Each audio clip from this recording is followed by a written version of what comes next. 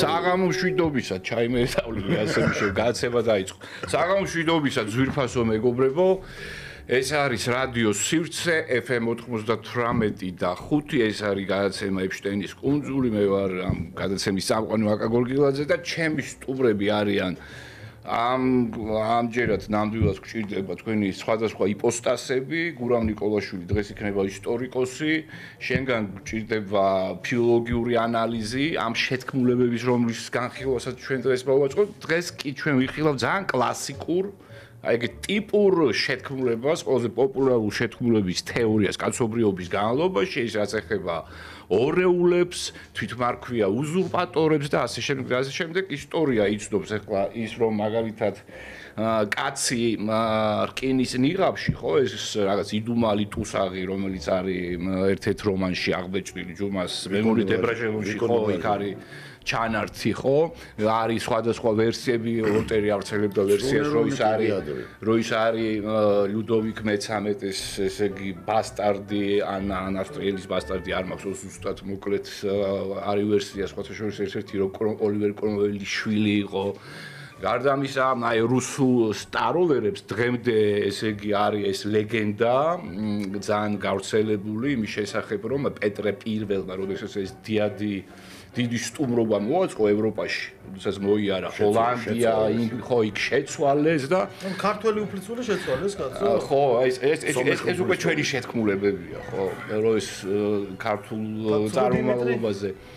ცრუ დიმიტრი კიბაძონო, რა თქმა უნდა, რამდენიმე ცრუ დიმიტრი, რამდენიმე უამრავი თეორია.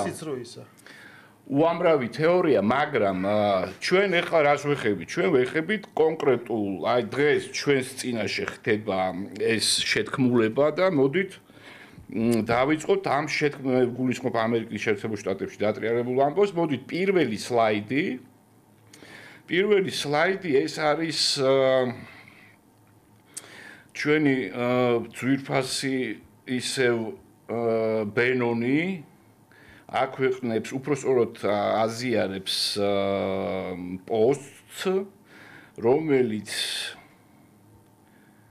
ერთი წუთით ხო სტივ ბენონი ავრცელებს პოსტს. ეხლა სტივ ბენონი იცით შეგახსენებთ კიდევ ერთხელ, ეს არის მაგას ერთ-ერთი იდეოლოგი, დაფუძნებელი ტრამპის პირველი პრეზიდენტობის დროს მისი სტრატეგიულ მრჩეველი იყო. ნუ მე რთული ხასიათების გამო რა თქმა უნდა იქ ვერ გაუძლებდნენ ერთმანეთს, მაგრამ დღესაც ბენონი არის აქტიური მხარდაჭერი ტრამპის და მან გააზიარა ვინმე ხუანიტა ბროდრიკის პოსტი. დამაინტერესა, დარწმუნებული ვარ, არც ჩემო სტუმრებმა და წამყვანებმა არიციან, არც 99%-მა, არც მე ბუნებრივია ვიცოდი, მოვიძიე ინფორმაცია, აღმოჩნდა, რომ ხუანიტა ბროდრიკი არის ერთ-ერთი ქალი, რომელმაც 1912 წელს ბილ კლინტონი დაადანაშაულა აბრაში, თუ გამოიცნობთ. 1912 წელს? 1912 წელს ალბათ. ხო და რაში დაადანაშაულა? ჰარასმენტში და გაუპატიურებაში, რა თქმა უნდა, რომელიც მოხდა 1978 წელს.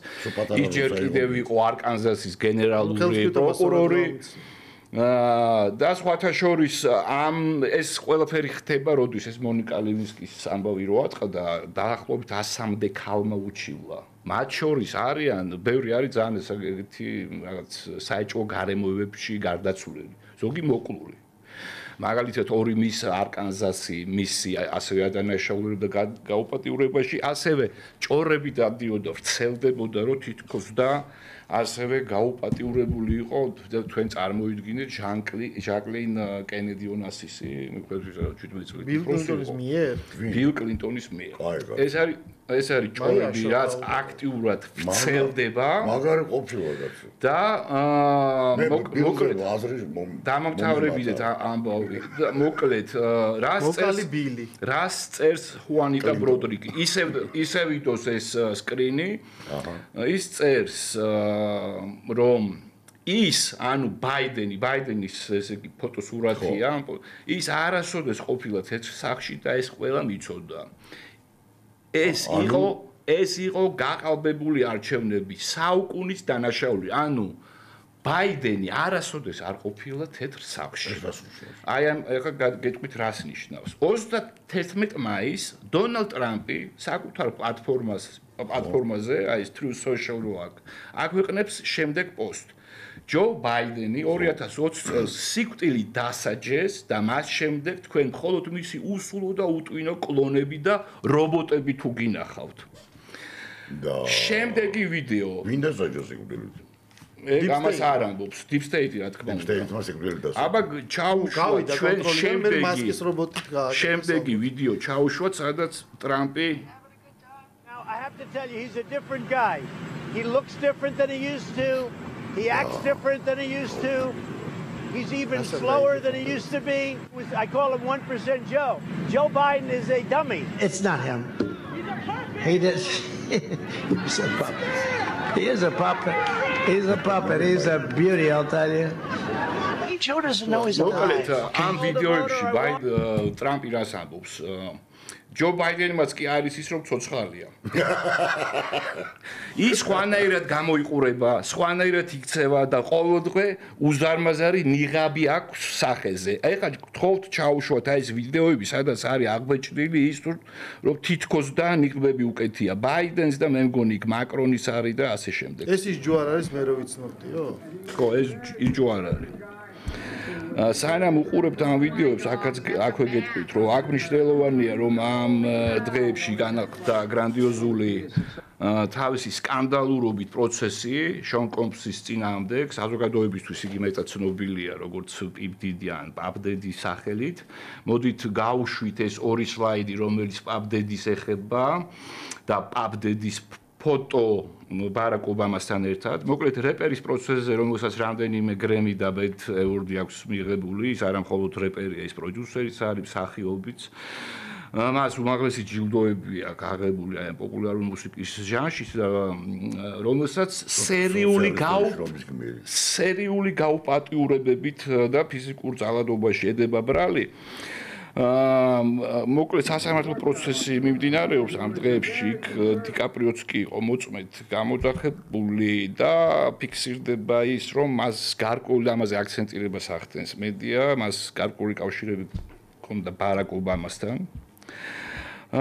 და მოკლედ მინდა აი ამ ეს არ არის შემთხვევითი ეს რომ ეს პროცესები ერთმანეთს ემთხვევა და მე მაქვს ჩემი მოსაზრებები ამ მოსაზრებებს გამოთქვა მას შემდეგ რაც თქვენ იტყვით თუ რას ფიქრობთ ამ ყველაფერთან დაკავშირებით რას ემსახურება ეს შეტყობინებები ტრამპის მხრიდან რა მიზანს ისახავს და რას წარმოადგენს ეს შეთქმულება მოდით განიხილეთ იმ თვალსაზრისითაც რომ ჩემი აზრით აი ამ მედიური ტექნოლოგიების ელექტრონული მედია, სოციალური მედია, ის манипуляციური ტექნოლოგიები, რასაც ახლა ხელოვნური ინტელექტის, აი ქართულ მედიასაც ვატყობ, რომ აითვისეს და იყენებენ ხელოვნურ ინტელექტს რაღაც სიმულაციების შესაქმნელად. რას ემსახურება ეს манипуляცია? მოდით როგორც ტექნოლოგია განვიხილოთ ეს შეთქმულებები. მოდი გურამ შენ დავიწყოთ. ნუ შენ ესე იჯესიც არასრული ჩამონათვალი გააკეთე, იმიტომ რომ ერთ-ერთი მთავარი ხაზი დღესდღეობით არის ტრამპისტი ქალი ოუენსია თუ არ ვშტები გვარად, რომელიც იძახის რომ რკინის ნიღმიდან შევედით რკინის საწმერთულის ერაში. რომ მაკრონის ცოლის ვაც არ არის ცოლი. ხდებით, ანუ ამას ესე იგი და ამტკიცებს რომ მთელი ეს ვიდეო манипуляციები აქვს, მთელი სერია აქვს ამის იმას არ აკნიკავ. ათასი რა უცნობ. და მაგრამ გუში რამდენიმე დღის წინ გაჩნდა ცხადი მოწმობა იმისი თუ როგორ მუშაობს აი ეს ამბები. ხუჭა კვარაცხელიამ გაიმარჯვა ჩემპიონთა ლიგაში, მერე ეს გუნდი პარი სენ-ჟერმენი დაპატიჟეს ელისეს სასახლეში, სადაც შეხვდა წყვილი მაკრონები და გუნდის ძველი ბატონი ჰაკიმი ძალიან დიდი ეჭვით უყურებდა ვიდეო მოიარა სოციალურ ქსელებში ძალიან დიდი ეჭვით უყურებდა აშკარად აინტერესებდა გამოეცნო ბრიჯიტ მაკრონის ჭეშმარიტი არსი ვინ იმალებოდა აი ამ თმებისა და სხეულის ქვეშ ნუ რა თქმა უნდა ეს კლავიდუმლად დარჩა მაგრამ ეს არის კარგი მაგალითი იმისი როგორ მუშაობს ეს შეთქმულებები და რა გავლენას ახდენს ნუ დონალდ ტრამპი ამაში გამორჩეულია, იმიტომ რომ მისი სტილისტიკიდან გამომდინარე, მას აქვს აბსოლუტური წვრთნა თავის და საერთოდ იმ თეორიების, სადაც მიაჩნია. ხა ჩვენ გვახსოვს მისი შეხლა შემოხლა ჟურნალისტთან, სადაც უმტკიცებდა, რომ ერთი კაცი რომელიც გაადეპორტეს და მედიამ მერე ფეიკი გაუკეთეს ხელზე ვითომ სვინინგები იმასაც ჰქონდა, მაგრამ კიდე რაღაცა მოკლედ იმისი დაჯგუფების სვინინგი გაუკეთეს და არა ეს ნამდვილი არისო უმტკიცებდა ამას და იმან უთხრა არა ეს დადასტურებულია რომ ფოტომონტაჟი არისო შენ ჟურნალისტი არ ყოფილიყარო შენ საერთოდ აქ რა მოგიყვანაო მე მეგონა კაცო you are stupid ანუ ეს ადამიანი მიიყვა საფრთხე მას აწმენა რომ მას დააკარგის სხვათა შორის ეს დადასტურებული ინფორმაციაა თეთრი სახლის ვებგვერდიდან თუ რომელიღაც ვებგვერდიდან მოკლედ გაქრა მასალები აი 2020 წლის გამოძიების შესახებ რომ ეს არც შიოლა ყოფილა ყავიდებურად იმიტომ რომ ეს მოკლედ ისტორიის გადაწერის მორინცდელობა არ იქნება და პატარა მიკრო შეთქმულებები ჩააქსოვ ეხლა რა არის ეს თლიან სურათში ეს რა თქმა უნდა იმსახურება ჩვენ ხედავთ ძალიან დიდ ბრძოლას აბ ეგრეთ წოდებულ deep state-სა და ტრამპს შორის, რომელსაც უცნობი არის დამთავრდება ეს ტრამპის გამარჯვებით, რომელსაც დაკარგა მისი მთავარი მოკავშირე ილონ მასკის სახით, რომელსაც უკვე დაიწყო უკვე 1-2 დღე არ არის გასული და უკვე დაიწყო პატარა დამოუკიდებელი კომენტარების გაკეთება და თუ ის დასრულდება დიდი გარიგებით. ეს პატარას არ ვიტყოდი, ის არის საკმაოდ სერიოზული დარტყმა, ამბობენ რომ ტრამპი არის ძალიან უკმაყოფილო, ვინაიდან ეს პირდაპირ ეხება ძირეულ კანონ პროექტს, რომელიც კონგრესმა მიიღო, რომელიც ითვალისწინებს სახელმწიფო ვალის გაზრდას 2.5 ტრილიონამდე, ეს იმას ნიშნავს, რომ სოციალურ ჯანდაცვის და სხვა ხარჯებზე ამერიკელებს უბრალოდ სახსრები არ ექნებოდ ყველაფერი წავა მომსახურებაზე და ტრამპი მაინც არ კარგავს იმედს, რომ აი ამ თავის საბაჟომი, რომელიც გამოუცხადა ევროკავშირის და ჩინეთს, მის სასარგებლოდ მოკლედ ჩვენ რა ვიცოდით, რომ ამ მთელი ამ ახალი ტრამპის უკან დგას თავარი ძალა, ეს არის ახალი ტექნოლოგიური გიგანტები, რომლებიც ხვდებიან, რომ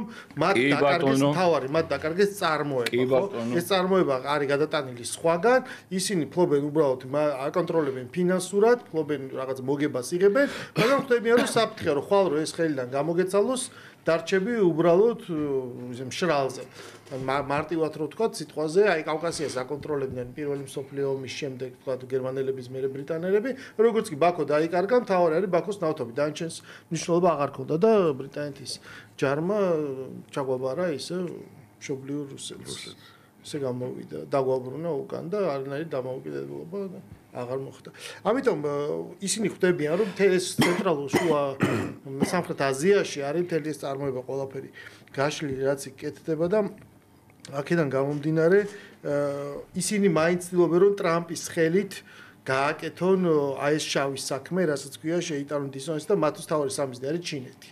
მათ არ ადარდებთ ეს უკრაინა, მაგრამ ამავე დროს უკრაინა არის ყველაზე კარგი მაგალითი იმისი, რომ დავინახოთ, რას აკეთებს ის ძველი ფული, ესე ვთქვათ, რა, ძველი ინტერესები, რომლებიც პირიქით, ანუ მოწადინებული არიან, რომ ეს ომი არ დამთავრდეს, ის არქიტექტურა შენარჩუნდეს, ამ ნაკადებმა უკან იარონ. აი მე ვფიქრობ, რომ მთელი ეს თეორიები, აი რაში პავდედი ახსენე, რომელიც ცოტა მიჩუმად და თითქოს ის გამოძიება, სადაც აი პრაქტიკულად მთელი ელიტა არის ჩართული. უფრო მანამდე ეს არის ჯეფრი ეპშტეინი. კიდე მანამდე არსებობდა ადამიანი ცოტა ხნის წინ მოკვდა, ვინც ეს პავდედი აი ამ ინდუსტრიაში, გარყვნილების ინდუსტრიაში ჩაიტრია, მაგის გვარს მე გავიხსენებ.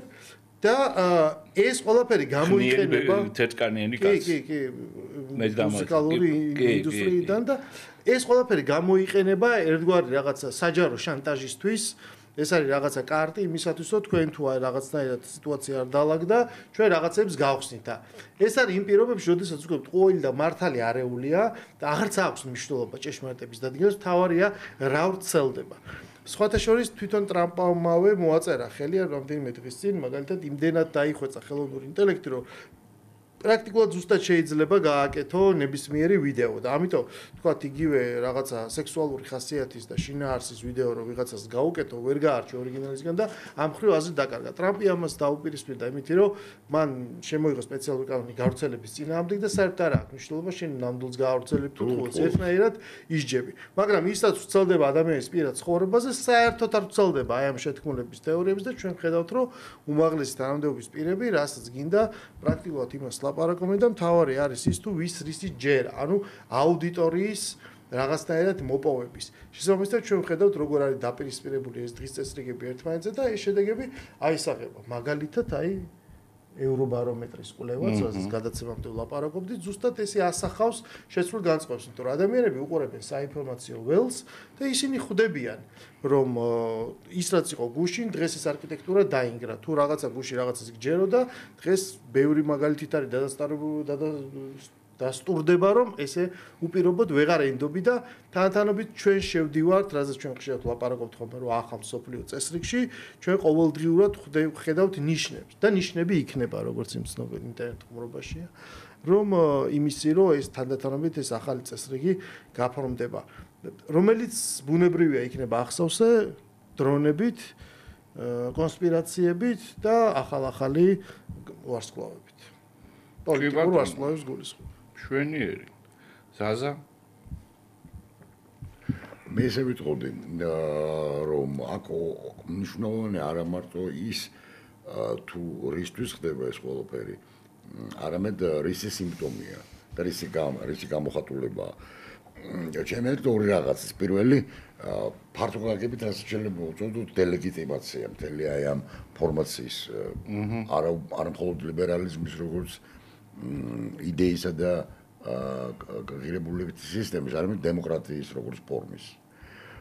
და საზოგადოებრივ აქ უნდა ითქვას, რომ საერთოდ როცა ვლაპარაკობ deep state-ზე, ეს არის სწორედ დემოკრატიის დამახსდებელი, დემოკრატიისათვის დამახსდებელი კონსპიროლოგიური ნარატივი.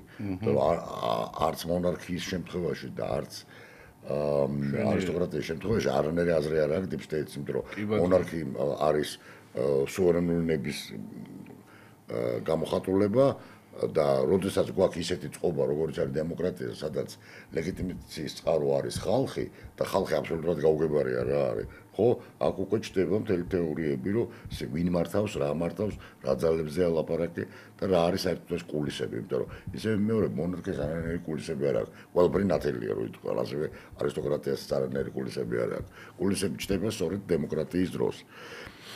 აქედან გამომდინარე, ხო, მაგრამ რა თქმა უნდა, აი უყურეთ, არის ძალიან საინტერესო განსხვავება. სად ჩდება თვითმარქვიობის ფენომენი და სად არის ორეულების ფენომენი, ხო? აი და ორუელების. მონარქიის დროს ან იმპერიის სიტუაციაში მონარქიის არის რა თქმა უნდა ჩდება ეს სწორედ ფიგურები თვითმარქვია ფიგურები. ოღონდ როდის ჩდება და ეს ფაქტობრივად პირველი საუკუნიდან დღემდე ერთი და იგივე მოდელი თამაშდება.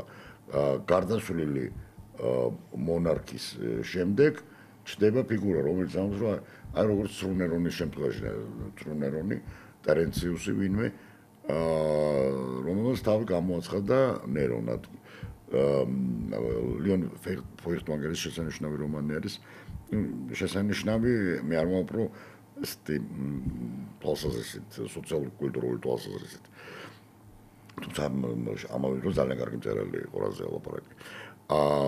ამავე დროს ხო, ნუ აი მაგალითად რუსეთში, არ მარტო რუსეთში, ინგლისში რამ გვაქვს ეს ფენომენი გარდაცვლილი მონარქის შემდეგ, როდესაც ან მოლოდინი ესკატოლოგიური სიტყვაზე ფრიდრიხ ბარბაროსა, რომელიც კი არ მოკვდა, ვიცით რომ წყალში დაიხშო.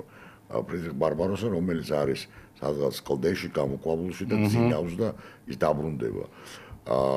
ორეულები ჩდება უფრო მოდერნისტულ ეპოქაში, როდესაც იდენტიფიკაციის და იდენტობის თემა ჩდება. ყველაფერთან ერთად ორეულები არის იდენტობის და ლეგიტიმაციის პრობლემის გამოხატულება. და ამიტომ აი ყველაზე დიდი კონსპირაცია, რომელიც ლიბერალების წრეებშია, ეს არის პუტინის შესახებ.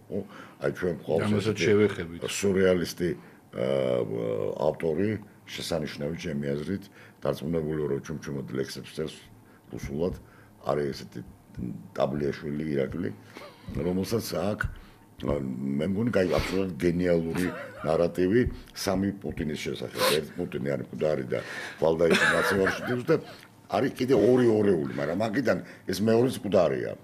ვინ არის ვინც მართავს ამ ორეს? ხო და აი მაგას ვლაპარაკობ, რუსული deep state-ი.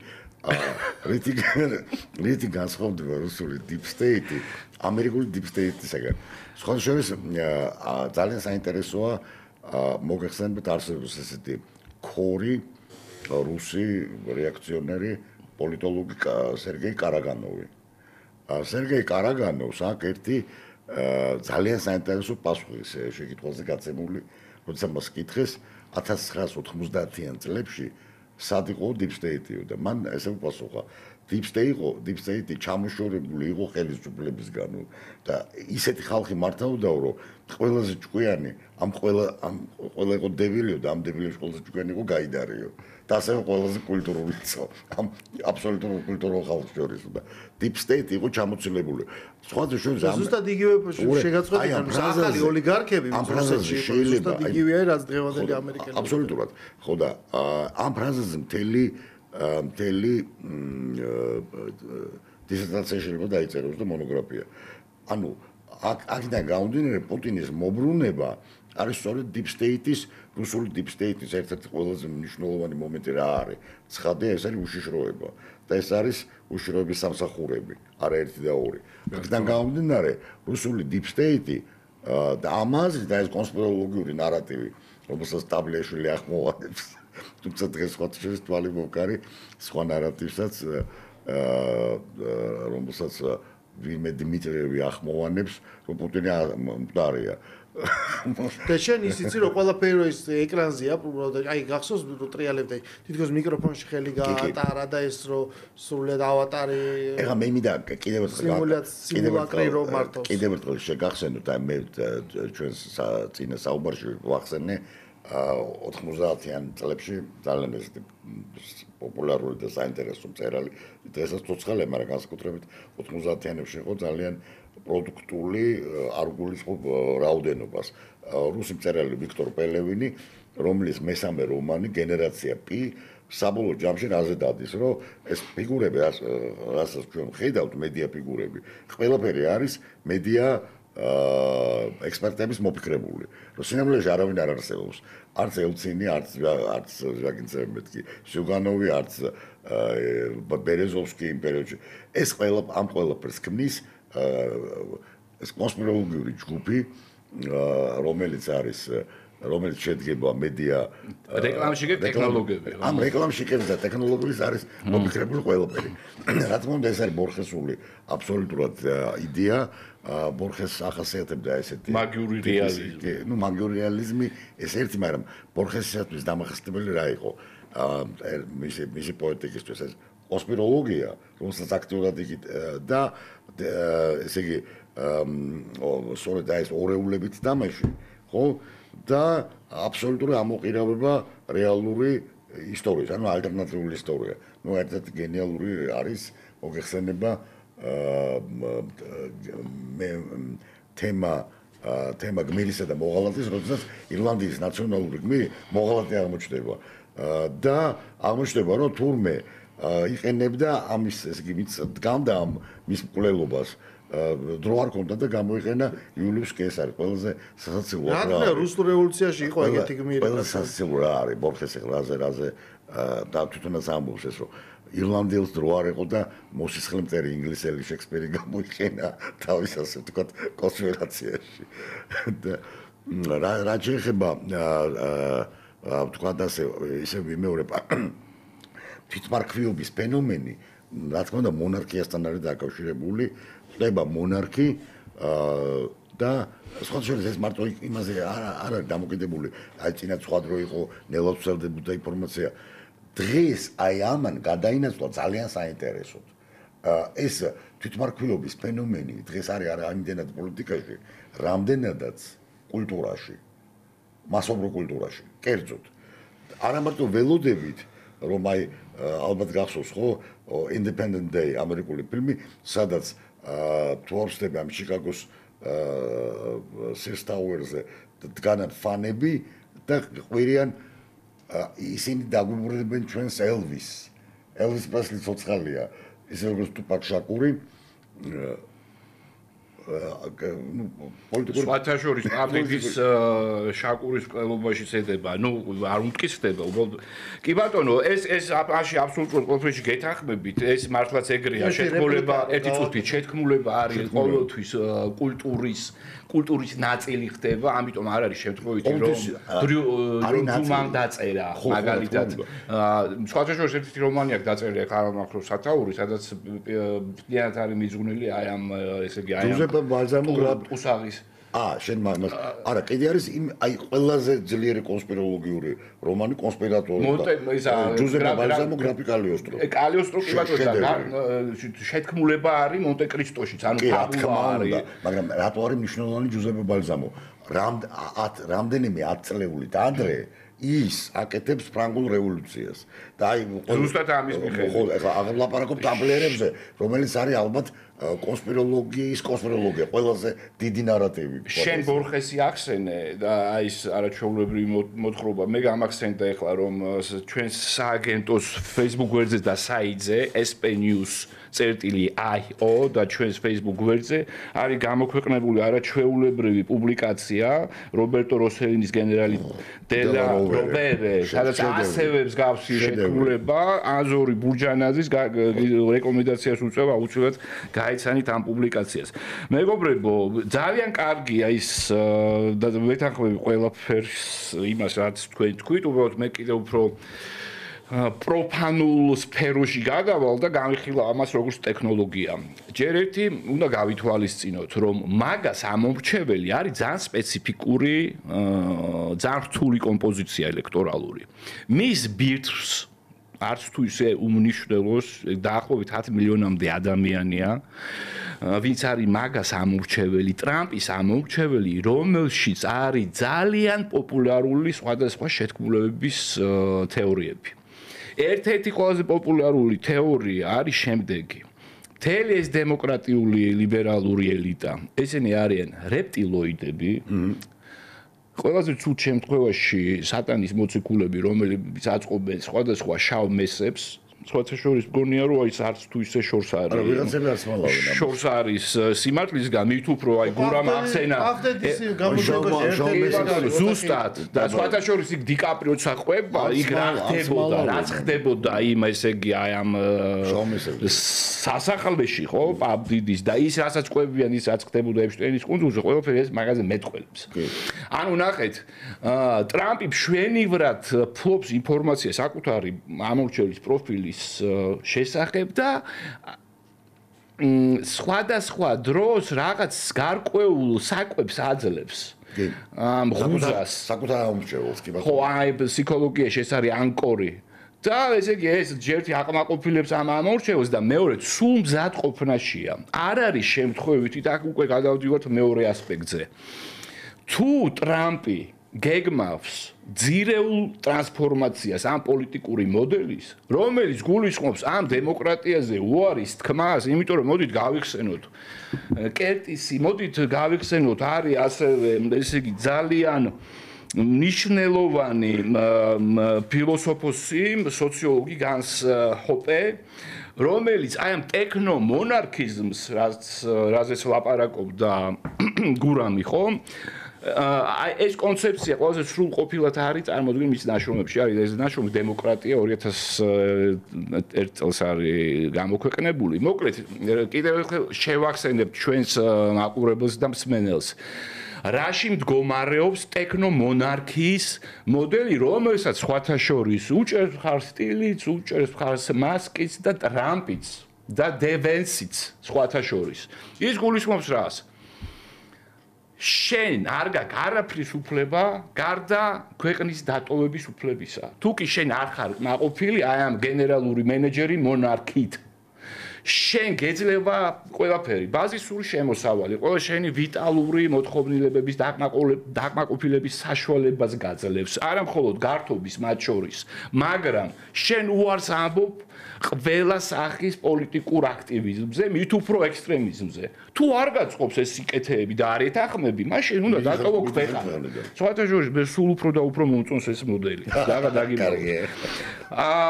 ამასთან ერთად უნდა დაგვავიწყდეს, რომ ჰოლივუდი ტრადიციულად, აი განსაკუთრებით ბოლო 25 წლის განმავლობაში არის იდეოლოგიური და ღირებულებითი მტერი ტრამპის და მაგას იდეოლოგიის. ეს პროცესები არის დარტყმა ჰოლივუდზე. არის დარტყმა ამ ლიბერალურ ელიტაზე. ის რომ ძალიან ხშირად ჩნდება ამერიკულ მედიაში და განსაკუთრებით სოციალურ ქსელებში. სოციალურ ქსელებში საერთოდ ტრანსფორმაციას ახდენენ. სოციალურმა ქსელებმა აი გურამი ეხლა ევრობარომეტრის კვლევას კვლევის შეფასებას როცა ახდენდა და აბსოლუტურად უგუნური ერთ-ერთი სოციოლოგის მოსაზრებები რომ თურმე ის არ ეთანხმება აქ სოციოლოგიური ემპირიული კვლევა კი არა აქ ინტუიციურად უნდა გძნობდე ამას ვინაიდან სანამ არსებობდა მედია ლიბერალური მედია მონოპოლია ინფორმაციის ნაკადების ტრანსლირებაზე მაშინ იყო ის ვითარება როგორც კი სოციალური მედია შემოვიდა და ჩვენ ვხედავთ რომ რადიკალურად ყოველდღიურად იცვლება განწყობები. სხვადასხვა ბლოგერები, სხვადასხვა ესე იგი ელექტრონული და ციფრული მედიის მეშვეობით ხდება ეს ტრანსფორმაცია და იგივე ხდება ამერიკის შეერთებულ შტატებში. ჰოლივუდი, როდესაც იყო რაღაც ის ეტალონური ქმნიდნენ იქ რაღაც ეტალონურ მოდელებს მათ შორის და მართლაც ელიტის ცნება შეესაბამებოდა, იმიტომ რომ ყველა ცდილობდა მიბაძვას ელიტის მთავარი თვისება ეს არის, ხო? ამდენად ყველაფერი ის რაც ხდება შტატებში და რასაც აკეთებს ტრამპი, მეტყოლებს ერთ რამეზე, ის ამზადებს თავის ამომრჩეველს ძირეული ტრანსფორმაციისთვის, რომელიც შეიძლება გულისხმობდეს არსებული პოლიტიკური სისტემის ძირეულ ტრანსფორმაციას. რის შედეგადაც აი ეს გუნდი, ნეოკონსერვატორები, ნაციონალისტები, ტექნომონარქისტები, რაღაც უნდა როგორც კიდე დავარქვათ, ხელისუფლებას შეინარჩუნებენ, 15, 20, 25 წლის განმავლობაში. ჩემი აზრით ეს არის და როგორც კი მოხდება ეს ესკალაცია, ჩვენ ამას დავინახავთ, დავწუნდებით იმაში, რომ არანაირი გარიგება ტრამპსა და Deep State შორის არ არსებობს ამ პირიქით. ახლა ბალანსისთვის მოდით რუსული შეთქმულების თეორია. მოდით ჩართოთ ვიდეო და მოусმინეთ აი ამ შვენიერ კაცს. Да. Вечером, ближе к 9 часам вечера четверга, 26 октября, президент России Владимир Путин скончался в своей валдайской резиденции. Соловей. ხო, აი ნახეთ, ესე იგი, ეს ვიდეო არის ჩაწერილი 2 წლის წინ. ეს არის ვალერი სალავეი. არ გეგონოთ გიჟი, ის არის პოლიტოლოგი, ის არის ისტორიკოსი, ისტორიის მეცნიერებათა დოქტორი, გიმოს კათედრის გამგე იყო პერიოდი, სხვათა შორის public relations-ში. და ამ კაცმა მოკლედ აი 2 წლის წინ განაცხადა, რომ ვლადიმირ პუტინი არის მკვდარი. ის გარდაიცვალა სადღაც ვალდაიში და ესე იგი შეინახა ეს მაცივარში და მაცივარში დღემდე ესე იგი ინახავენ პუტინს. ესე იგი აქ რა ხდება? ამ კაცის YouTube channels აქ 9 მილიონზე მეტი გამომწერა. იმას იწვევენ ყველა პოპულარული ბლოგერი რუსულენოვანი, მათ შორის უკრაინელები, ლიბერალები და აი ოპოზიციონერები, მოკლედ ყველა და ყველა ძალიან სერიოზულად ესაუბრება, ესე იგი რა თქმა უნდა ის კვლავ ესე იგი ამ თავის თეორიას ავითარებს, მეტიც ამბობს რომ ესე იგი ეს ორეული, რომელთაც არის შეცვლილი, არის ვინმე ბელორუსი ტრაქტორისტი, რომელიც პუტინზე 2-3 სანტიმეტრის მაღალია და 3 წლით უფროსია თუ პირიქით, ხო, მოკლედ ესეთი და მოკლედ ნუ რაღაცა ეს დახვეწეს და ეს წარმოადგენს ახლა ამ ესე იგი პუტინს და იღებს გადაწყვეტილებას. ხო, ამ გარდა ამის ამბობს, რომ ამ შეთქმულებაში მონაწილეობას ეს ახლო წრე იღებდა, ანუ პატრუშევი, იქ რაღაც კიდევ ვიყავს იმას შოიგუსაც ასახელებდა. ნუ მოკლედ ძალიან ვიწრო წრე იცოდა ამის შესახებ, ნუ სალავიოვის და მთელი მსოფლიოს გარდა, იმიტომ რომ ხო გააკებინა ყველას და ეხლა ელოდებიან რას, როდის გარდაიცვლება პუტინი, იმიტომ რომ ორეული, იმიტომ რომ ხო შეუძლებელი ამდენი ხნის განმავლობაში ამის და ესე იგი, მაგრამ აი ნახეთ ეს კაცი დღემდე ცხოვრობს მოსკოვში. თავისუფლად ესე იგი აი ამ იძლევა ამ ინტერვიუებს დადის აი ამ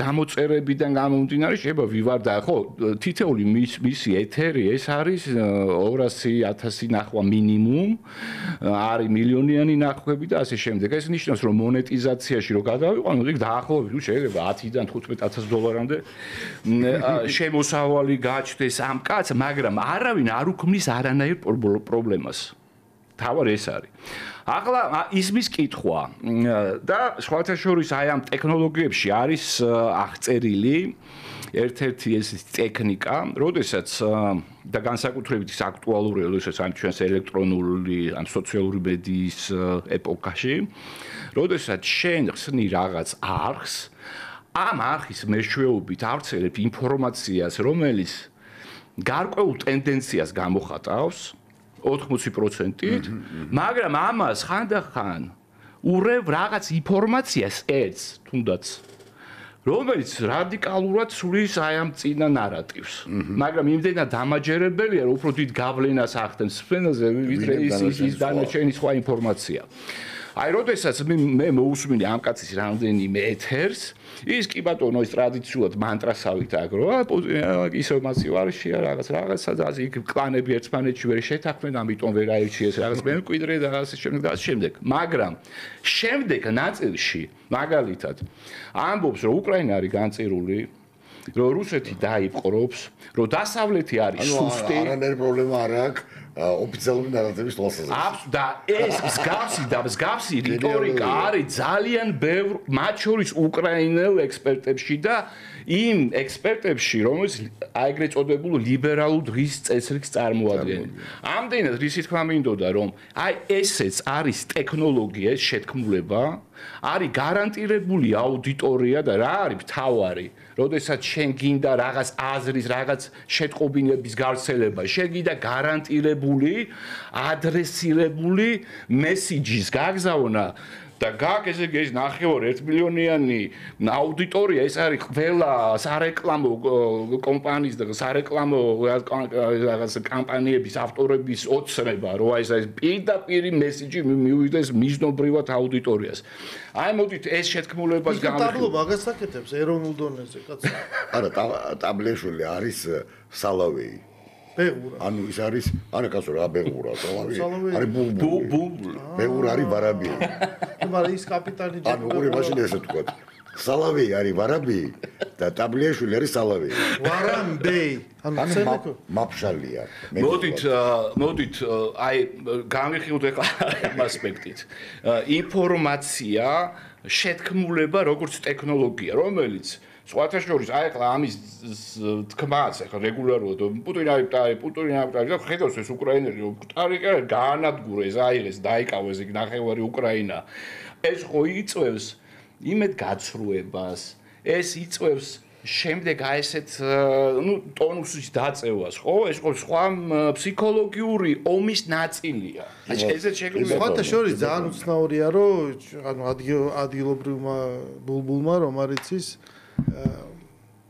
თავის დროზე მაინც ხო usmenda დიდი ქართველი კი არა დიდი უკრაინელი საქართველოს დაბადებული კალიოსტროს მომუშავე ალექსი არესტოვიჩის ეგეთ ძალიან მარტივ პასუხს რომელიც ანგრევს თელ ამ კონსპირაციას და რომელიც მას უთხრეს ერთ პერიოდ პიკში მიაღწია რომ პუტინი მკვდარია და მორეული და რაღაცა მან ძალიან მარტივად უპასუხა ანუ ნახეთო თქვენ თუ გონიათ რომ ეს ხوارი ერთი მირაზდანია რაღაც ერთი წარმონაქმნი ამერიკა რუსეთი მაგრამ ხوارი ასევე ჩინეთი თქვენ თუ გონიათ რომ სი ძინპინიო შეიძლება რომ ორეულს შეხვდეს და ხელი ჩამოართვას ან მან არ იცოდეს რა ანუ ხედები ხო არ არის ანუ დაუშვას ის რომ შეიძლება ორეულს შეხვდეს ნუ მაშინ რომ წარმოდგენა არა გაქვს საუყაროზე ხო ანუ თავარი ტესტი შენ და არესტოვიჩი ახლა უარყოფთ ამ შეთქმულების თეორიას. თავარი ტესტი აქ არის. ანუ ჩვენ ჯეროდა მაგრამ არესტოვიჩი დეკონსტრუქტორებიც ვარ. ანუ თავარი ტესტი არის ის თუ შეხვდა. კაი, პუტინი მკვდარება სიზინპინი. იმა რა ხარ ხელი და იქნებ სიზინპინის ორეული. არა, ის სიზინპინი ორეული კი არა მილიარდეურია ის შეცვალე უმარტივესად სადაც გაიგე. ბორხესი. ორე ტელემობილ. ჯეკი ჩანია სიზინპინი. ბორხეს მაგ ყველა ერთმანეთს მოთხრობა აქვს ამ ორეულის ნამდვილისა და ყალბის გარჩევის თემაზე ქვია ნანგრევების წრეები, სადაც დარწმუნებული ვარ მე გეტყვით ერთ ამერიკულ ფილმზე რომელიც დაჩრდილა მატრიცამ მაგრამ ძალიან კარგი ფილმია და ყოფილა მომხდარა ესე რომ შემდეგ გამოჩენილა მისი ასე ვთქვათ აი კრისტალიზებული ამ ბორხეს ამოწყობის თანახმად თავი მოქმედი პროტაგონისტი ვინც არის ქმნის რაღაც სამყაროს და ნუ თავის რაღაც გარკვეულ წესებს ვთქვათ მაგრამ არის ესეთი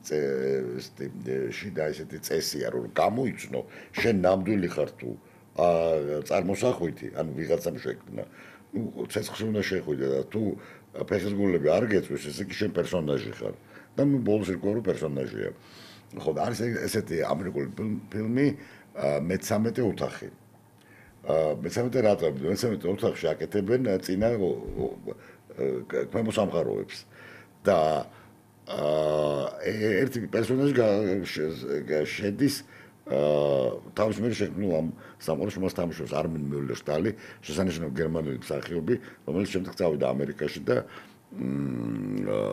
ჯერ ხო ამერიკაში წავიდა ალბათ შეიძლება გახსოვთ იშტვან საბოს ტრილოგიის მეორე ფილმი პოლკოვნიკი რედლი სადაც აი მარია ბრანდაუერი თამაშობს კლაუს მარია ბრანდაუერი თამაშობს რედლს და რომელიც ასევე შეთქმულება კი გენიალური ერთ-ერთი გენიალური შეთქმულება და ტრასტოვარია რომელიც აღმოჩნდა რუსეთის აგენტი და რუსეთისგან ფულს იღებდა ვინაიდან იყო რუსინი და ჰომოსექსუალი რუსინი ხო რუსინი ჰომოსექსუალი და არმენ მიულერშტალი ის თამაშობს ფრანც ფერდინანდს და ბოლოს აღმოჩნდება რომ ვინც შექმნა ეს ყველაფერი ეს სამყარო ეს არმენ მიულერშტალის პერსონაჟი ხო თუმცა არის ამისი სიმამრი და ამ საერთოდ არც იცის რომ მას იყენებდნენ როგორც რაღაც მომენტში დამთხოვა მოხდება რომ ორეული დაინახავს ორეულს. ხო, ამერიკაში ბევრი ფილმია საერთოდ ეგეთი როცა ის სამსახური მასშტაბი იგივე